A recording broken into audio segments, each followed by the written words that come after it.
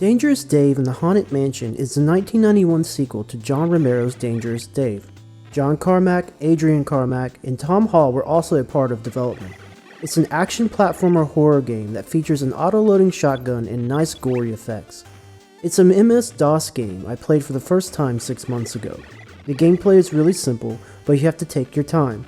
It's one hit and you die, and you need to make sure you reload. I think this game is a lot of fun and provides me a lot of inspiration.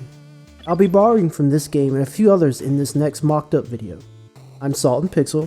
I'll be talking about game and level design for a puzzle platformer survival horror game I made from art I found on the internet.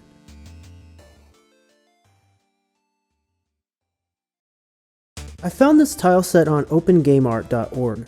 I provided a link in the description of this video. The tile set has enough assets to make a few different games. For this video, I'm avoiding the time-lapse stuff and tile set breakdown to focus on level and game design choices. But I want to start with how the main character and zombies interact. The player can walk, jump, and climb ladders. I paired the attack animation with a handgun and borrowed Dangerous Dave's ammo and reload mechanic. I also borrowed the gore effect when you kill enemies. It's one hit and you die, and there's also inventory for items, so the handgun is not the only way to dispose of enemies. But I'll talk about that in another video. The zombies are really basic. You get too close, or you shoot them, they start coming at you. The first one takes 2 hits and dies. The other takes 3 hits and falls to the ground. It will resurrect after 3 seconds. Coming up is a brief walkthrough of the level design.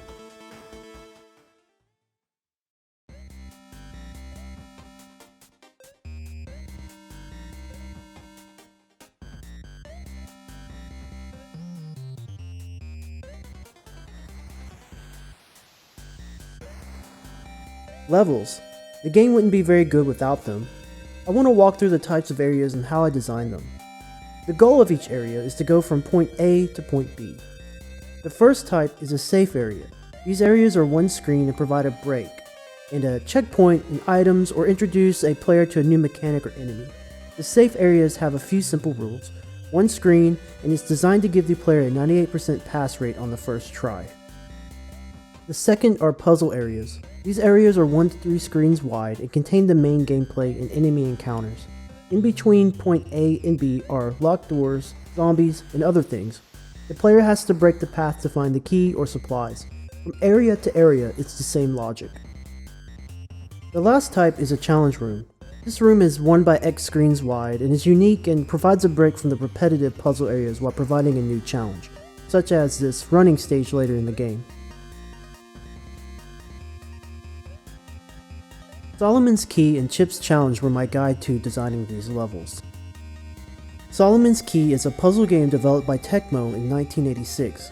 The player controls the sorcerer and the object of the game is to advance through the 50 rooms by acquiring a key to the door that leads to the next room before the timer runs out.